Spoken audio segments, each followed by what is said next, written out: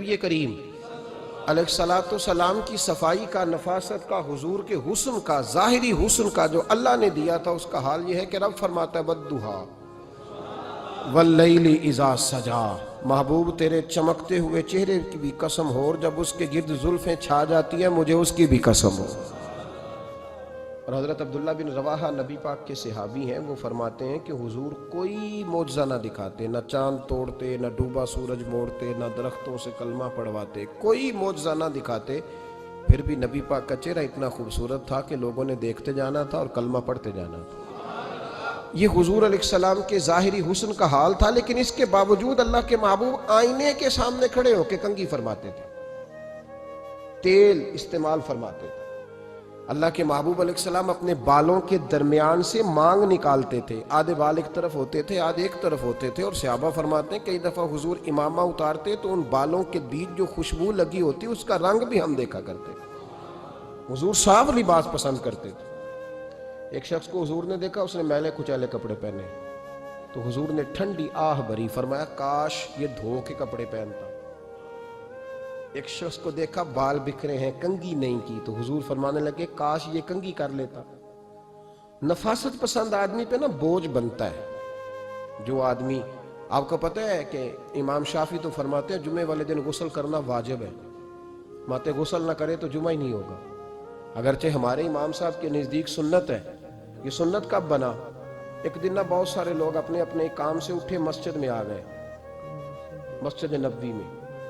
کوئی کسان تھا تو کھیت سے اٹھ کے آ گیا، کوئی مزدور تھا تو مزدوری سے اٹھ کے آ گیا۔ تو مسجد میں جب بہت سارے لوگ جمع ہوئے نا، تو بعض لوگوں کو دقت محسوس ہوئی، تو رسول کریم علیہ السلام نے فرمایا کتنا ہی اچھا ہو کہ تم جمعے والے دن نہا کے آیا کرو۔ بس وہ صحابہ کا مزاج ہمارے والا نہیں تھا کہ تفصیل بتائیں، حکمت بتائیں، ملے گا کیا، ثواب کتنا، نہ نہائیں تو گناہ، یہ کوئی نہیں۔ حضور نے کہا کہ نہا کے آؤ تو کتنا ہی اچھا ہے۔ پھر کسی صحابی نے کبھی بھی بغیر غسل کیے جمعہ ادا ہی نہیں کیا۔ کسی نے بغیر غسل کے کبھی جمعہ ادا ہی نہیں کیا نا۔ اسلام بڑا خوبصورت دین ہے۔ حضور نے فرمایا جو کچا پیاز کھائے وہ مسجد نہ آئے، پہلے مسواک کرے، دانت صاف کرے، پھر آئے۔ نبی پاک صلی اللہ علیہ وسلم نے فرمایا جو کچی مولی کھائے مسجد نہ آئے۔ مولی کھانا جائز ہے، پیاز کھانا جائز ہے، لیکن منہ سے بدبو آتی ہے۔ نبی پاک علیہ السلام کا ظاہری حسن کیا بات ہے۔ میلاد مبارکہ میں نبی پاک علیہ السلام کی جو چیز بڑی کھل کے واضح ہوتی ہے وہ رسول اللہ کا حسن و جمال ہے۔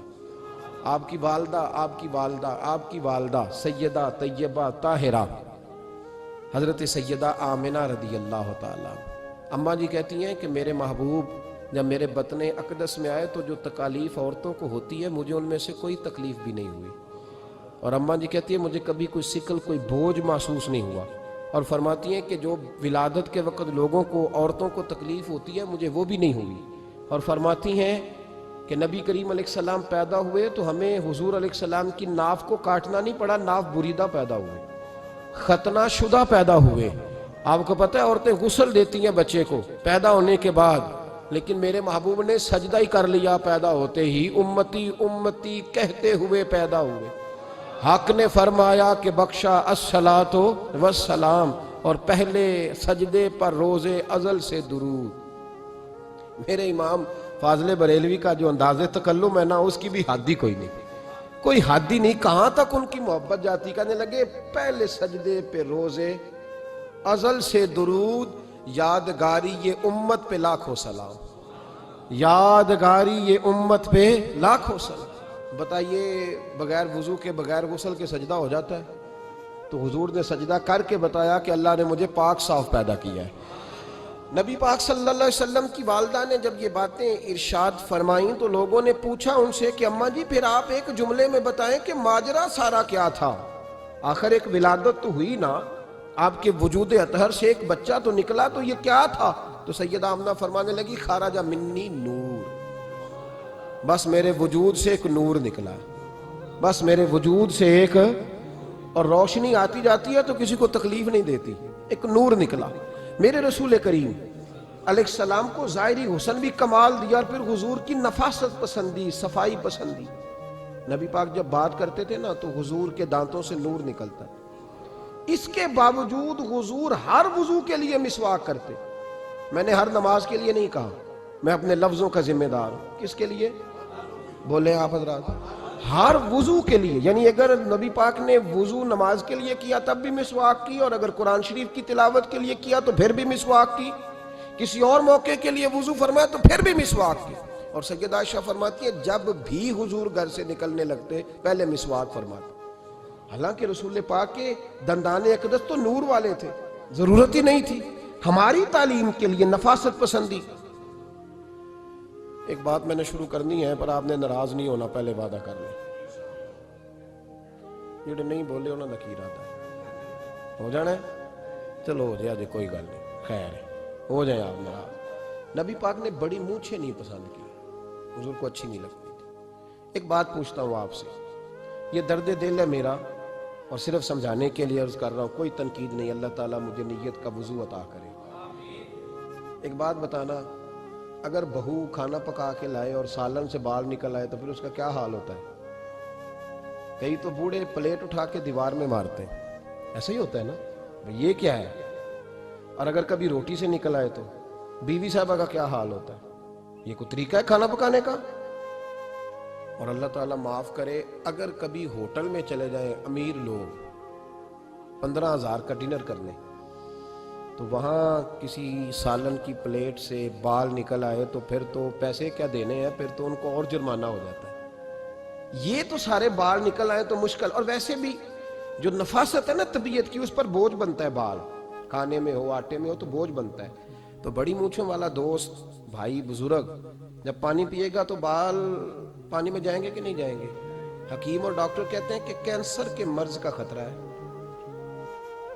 اب باقی بھی راضی نہ ہوں، حضور نے بڑی مونچھیں بھی پسند نہیں کی اور چھوٹی داڑھی بھی پسند نہیں کی۔ حضور نے فرمایا داڑھیاں بڑھاؤ، مونچھوں کو پست کرو، مشرکین کی مخالفت کرو۔ اور ایک مقام پہ رسول پاک علیہ السلام نے یہاں تک فرمایا کہ جو مونچھیں پست نہیں کرتا وہ ہم میں سے ہے ہی نہیں۔ اتنے سخت لفظ۔ ایک صحابی تھے، آپ یقین کریں نا، کئی دفعہ دوستوں کو کہنا پڑتا ہے، اور کئی دفعہ نا مجھے محسوس ہوتا ہے کہ یار ہم روز ہی کہتے ہیں، لیکن کہتے پتہ کیوں ہے کہ بوجھ بنتا ہے وہ بندہ جو اس طرح کی تباہ کے ساتھ آتا ہے، جو حضور نے پسند نہیں کیا۔ ایک شخص نبی پاک کے سامنے آیا، قاضی عبدالدائم دائم صاحب نے لکھا ہے، بڑی خوبصورت بات لکھی ہے، کہنے لگے حضور کے سامنے وہ اکثر آیا کرتا تھا تو مونچھیں بڑی تھی، حالانکہ داڑھی بھی بڑی تھی، مونچھیں بھی بڑی تھی۔ 2-4 دفعہ حضور نے باتوں باتوں میں تات اللفظ سمجھایا، کچھ بندے نہیں سمجھتے، تات اللفظ سمجھاؤ یا بڑا کھول کھول کے سمجھاؤ پر بات سمجھنے کو تیار نہیں ہوتے۔ پتہ نہیں کیا ایسا حسن ہے بھئی، جو حسن نبی پاک نے پسند نہیں کیا وہ کبھی حسن ہو سکتا ہے، کبھی خوبصورتی ہو سکتی ہے، وہ کسی کا ذاتی کلچر تو ہو سکتا ہے پر دین کی تہذیب نہیں۔ نبی کریم علیہ السلام نے کئی دفعہ سمجھایا تو ان کی سمجھ میں بات نہ آئی۔ ایک دن وہ بیٹھے ہوئے تو حضور نے ایک صحابی سے فرمایا کینچی لاؤ، کہنے لگے میں سمجھ گیا کہ میرے ساتھ کچھ ہونے لگا ہے۔ ساتھ ہی حضور نے فرمایا ایک مسواک بھی لانا، کہنے لگے میں نے کہا بچت ہو گئی، میرے تو دانت صاف ہے۔ تو یہ شاید اس کی بات ہونے لگی ہے جس کے دانت بھی ٹھیک نہیں۔ دونوں چیزیں جب آ گئی نا تو حضور اٹھے اور نبی پاک نے مسواک ان کے ہونٹوں پہ رکھی، اسی سے آدھی ہونٹوں کے اوپر مسواک رکھ کے تو اوپر سے حضور نے مونچھیں کاٹ دی۔ فرمایا یہ نہ ایسا کرو، یہ چیز مجھے پسند نہیں ہے۔ حضور نے نفاست پسندی کو، اب تو اللہ تعالیٰ خیر کرے ملانگ آ گئے مارکیٹ میں، ملانگ درویشی فقیری، اور ان کے پاس رش بھی زیادہ ہے، ان کے درباروں پہ بھی رش زیادہ ہے جی۔ کہتے ہیں حضرت صاحب درویش آدمی ہے، بھئی روٹی تو پورے ٹائم پہ کھاتا ہے، مونچھیں کٹوانے میں ہی درویش ہو گیا ہے، نہ بال کٹواتا ہے نہ مونچھیں کٹواتا ہے۔ یہ گرو نانک کی تعلیمات ہیں، یہ نبی پاک کی تعلیم نہیں۔ وجود کا کوئی بال نہ کٹوانا یہ سکھوں کا طریقہ ہے، مسلمانوں کا یہ انداز، یہ کدھر کی فقیری ہے؟ دین کوئی غلاظتوں والا ہے معاذ اللہ، کہ بابا کپڑے نہیں بدلتا، بابا غسل نہیں کرتا، بابا بال نہیں کٹواتا، بابا ہے پاگل ہے؟ قطعی طور پر کوئی فقیری نہیں، فقیری صرف وہ ہے جو میرے نبی نے کیا ہے صلی اللہ تعالی۔ اس منبر پر بیٹھنا فقیری ہے چونکہ حضور ہر جمعے بیٹھا کرتے تھے، مصلی پہ نماز پڑھانا فقیری ہے چونکہ حضور ہر جمعے ہر 5 نمازوں کی حضور امامت فرماتے۔ دین کی تبلیغ کرنا فقیری ہے جو میرے نبی پاک کیا کرتے، خلاف پیغمبر کسے راہ گزیر، وہ فقیری نہیں، وہ تماش بھی نہیں ہے، لوٹنے کا طریقہ ہے، اس کے علاوہ کوئی سٹائل نہیں۔